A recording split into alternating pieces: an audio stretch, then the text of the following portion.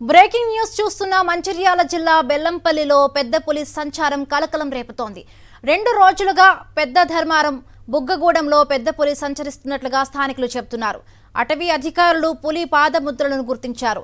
నిన్న సాయంత్రం బుగ్గ రాజేశ్వర స్వామి ఆలయ సమీపంలో ఉన్న ఓ చెరువు దగ్గరకు పెద్ద పులి వచ్చినట్లుగా గుర్తించారు.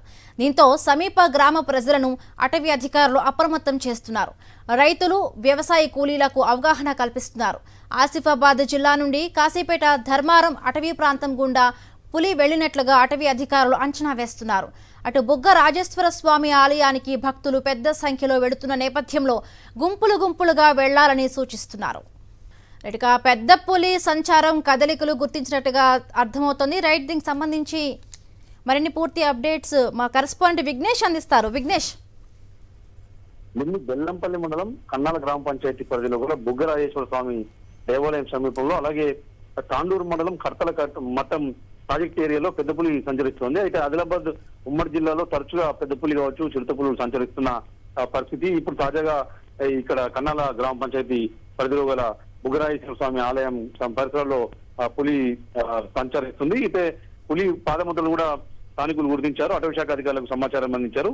వెంటనే అటవీ శాఖ అధికారులు అక్కడికి చేరుకొని వాటిని పులి పాదముద్రలుగానే ధృవీకరించిన పరిస్థితి.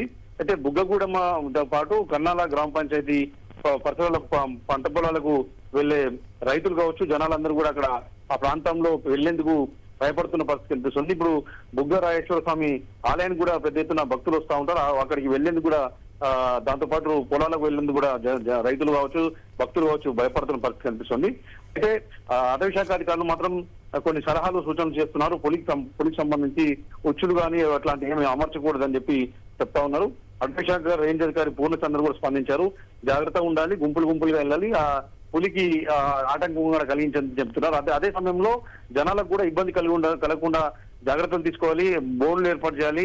ఈ పులుల సంచారం క్రమం కంటిన్యూగా తరచూ 1-2 నెలల గ్యాప్ లో రకరకాల ప్రాంతాల్లో ఆదిలాబాద్ ఉమ్మడి జిల్లా వ్యాప్తంగా ఆసిఫాబాద్ జిల్లాలో ప్రధానంగా ఎక్కువగా వస్తున్న నేపథ్యంలో ఇటు జనాలకు కూడా ఇబ్బందులు రాకుండా చూడాలని చెప్పి జనాలు కూడా కోరుతున్న పరిస్థితికి కనిపిస్తున్నాయి.